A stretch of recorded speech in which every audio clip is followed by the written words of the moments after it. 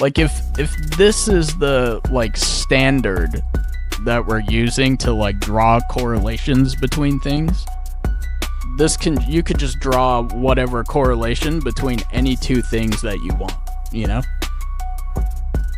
Like, literally, a politician could get up there and say, like, you know, we shouldn't dwell on the past, we should move into the future. And James Lindsay could be like, Gnostic Luciferian, communist, Judeo-Bolshevik. Oh, wait, no, I didn't mean to say that one out loud. You know, like, he could just do that for literally any expression like that.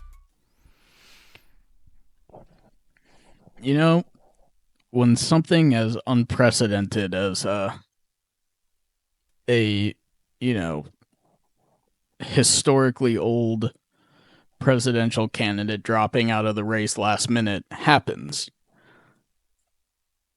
I always like to see what the greatest intellects of our time have to say about that, you know? It's always good to get the insights of just the most just academically profound people in our society. Who am I talking about? Who do I want to see? James Lindsay. What's James Lindsay have to say about this? Let's talk about Kamala Harris saying to see what can be unburdened by what has been. She does say this a lot. I can imagine what can be and be unburdened by what has been. You know? What can be unburdened by what has been. Okay, we don't need to watch the whole 4-minute supercut they made of this. This phrase, which she repeats all the time, is not mysterious. It's esoteric. That is, it's a cult. It's a Marxist, not just that, but Marxist and Luciferian incantation. And that's easily seen. This is why, you know, when things like this happen, it's always really good to get the insights of people like James Lindsay, you know? Because, you know, it takes a special mind to put that together. Now, can I, like, reconstruct his reasoning here for why this phrase is both Marxist and Luciferian? No, I can't. I have no fucking idea why he thinks that is. But, you know, valuable insights nonetheless, right? Marxist and Luciferian. I like how he just... like, I really wish James Lindsay would, like, is this a thread?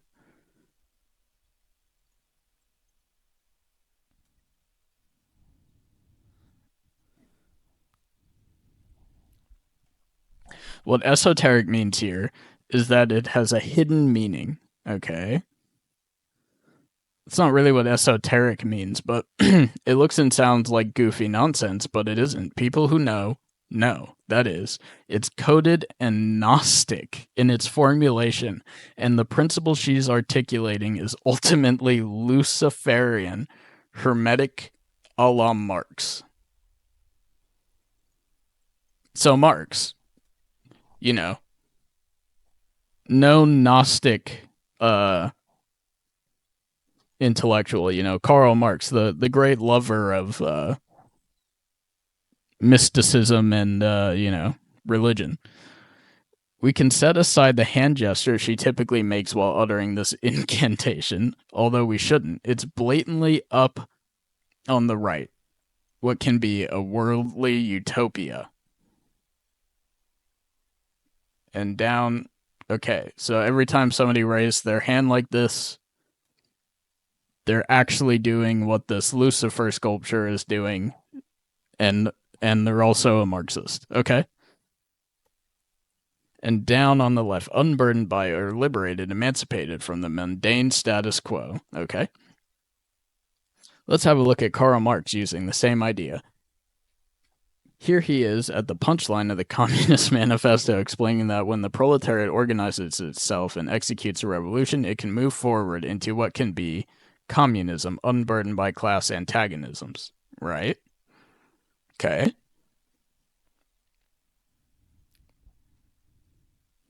Here's how Marx opens the Communist Manifesto. The history, all hitherto existing society, what has been. Wait, what? The history of all hitherto existing society, what has been, okay, is the history of class struggle. Right. That's precisely what he says a communist revolution would emancipate, unburden man from. Guys, James Lindsay has cracked the code.